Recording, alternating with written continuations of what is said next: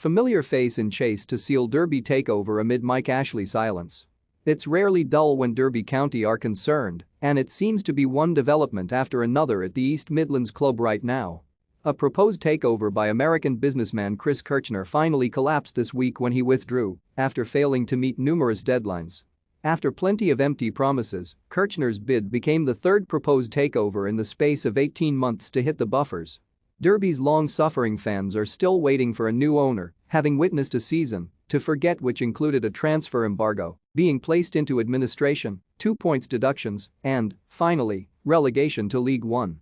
Now, a new man is said to be at the front of the queue to buy the two-time English champions, and it is a blast from the past. Andy Appleby was chairman at Pride Park from 2008 to 2015 and his General Sports Worldwide (GSW) group, which includes the Burton Albion non-executive director Jez Moxey, is attempting to try and get a deal done for the Rams.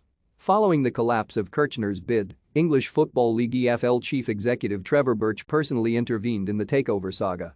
He said, following this latest setback for the club and its fans, it is vitally important that a sale of the club is concluded at the earliest opportunity and we want to ensure that this objective is achieved.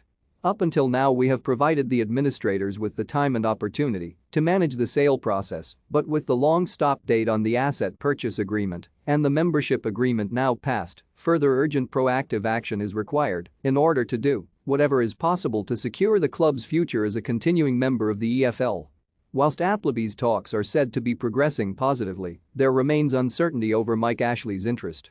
The Sports Direct mogul, who sold Newcastle for £305 million last October, was said to be interested in a possible deal for Derby earlier this year, but has been coy of late. According to the Sunday Times Rich List updated last month, Ashley has a net worth of almost £3 billion, although it remains to be seen whether he will revive his interest in Derby. Time is of the essence, with administrators Quintuma having been in situ for 9 months and the new EFL season starting in just over 6 weeks' time. Manager Wayne Rooney, who has repeatedly said he is happy to stay at the club provided a takeover goes through, will surely be unhappy at the constant delays.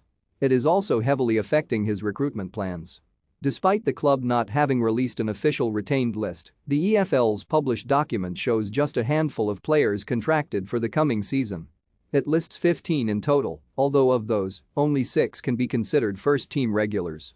There are also a number of players listed as having contracts which shortly expire but who have been offered fresh terms. Fixtures for Derby's first season in the third tier since 1986 are out on Thursday, June 23.